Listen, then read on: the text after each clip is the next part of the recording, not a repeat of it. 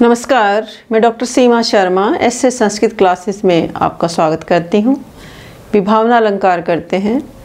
पहले अर्थ समझ लेते हैं इसका कि काव्य में जहाँ बिना कारण के ही कार्य संपन्न हो वहाँ विभावना अलंकार होता है। आचार्य मम्मट इसका लक्षण क्या देते हैं? क्रियाया प्रतिषेधे अपि फल व्यक्ति विभावना, अर्थात जहाँ क्रिया के प्रतिषेध में फल का प्रकाशन हो उसे विभावना कहते हैं।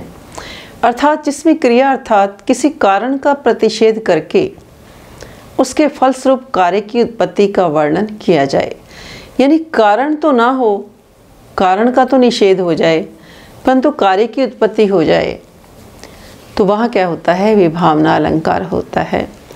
क्रियाया प्रतिषेधे अपि फल व्यक्ति विभावना, अर्थात क्रिया के प्रतिषेध में फल का प्रकाशन हो, फल की अभिव्यक्ति हो, वहाँ विभावना अलंकार होता है। यानी कारण का निषेध करके, कारण का प्रतिषेध करके, निषेध करके उसके फलस्वरूप कार्य की उत्पत्ति का वर्णन हो, वहाँ विभावना अलंकार होता है। तो मम्मट ने बड़ा सुंदर उदाहरण दिया है। कुसुमित लता भी हता अप्य धत्त मान नलिनी लहरी भी अलोलिता अप्य घूर्णत सा।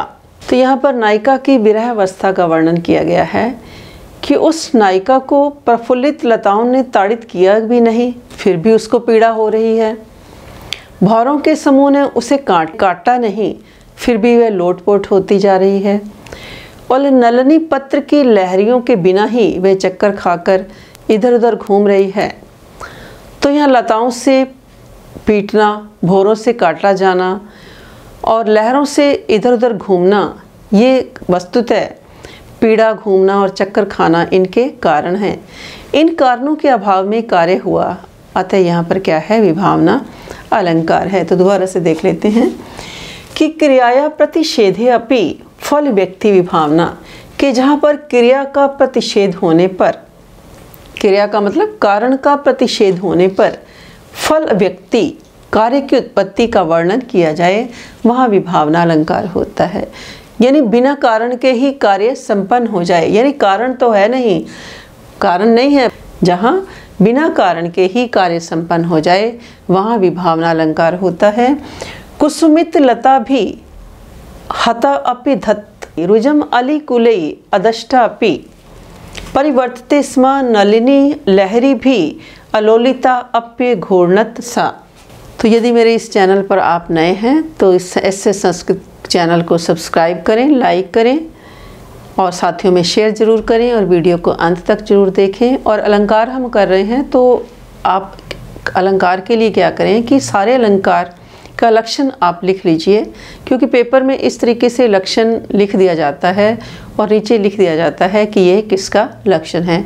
मानो विभावना अलंकार का उन्होंने लक्षण लिख दिया, तो नीचे ऑप्शन में दे दिया कि ये विभावना है या स्वभावोक्ति है या विशेषोक्ति है, अर्थांतर न्यास है, ये किसका लक्षण है। तो यदि आप अच्छे तरीके से लक्षण याद कर लेते हैं, जितने भी आपके सिलेबस में हैं या नेट के पेपर में जो भी आते हैं, तो यदि आप इनके लक्षण के लिए एक अलग से बना लेते हैं तो आपको इसमें काफ़ी फ़ायदा होगा। इस तरीके से यदि आप याद करेंगे और साथ साथ आपको अर्थ भी क्लियर होता जाएगा तो आप उसकी अभिव्यक्ति भी लिख सकते हैं। तो कुसुमित लता भी अहता अपि अधत्ता रजम अलिकुलई अदष्टा अपि परिवर्तते स्म नलिनी लहरी भी अलोलिता अप्य घूर्णत सा। तो नायिका की विरह अवस्था का वर्णन है कि उस नायिका को प्रफुल्लित लताओं से ताड़ित नहीं किया गया, यानी खिलते हुए जो लताएं हैं, विकसित होते हुए जो लताएं हैं, उनसे किसी प्रकार चोट भी नहीं पहुंचाई गई, फिर भी उसको पीड़ा हो गई है। भौरों के समूह ने उसे काटा नहीं, फिर भी वह लोटपोट हो रही है। और नलिनी पत्र की लहरियों के बिना ही वह चक्कर खाकर इधर उधर घूम रही है। तो यह लताओं से उसका ताड़ित होना, भौरों से काटा जाना और लहरियों से इधर उधर घूमना, ये वास्तव में पीड़ा, घूमना और चक्कर खाना इनके कारण हैं।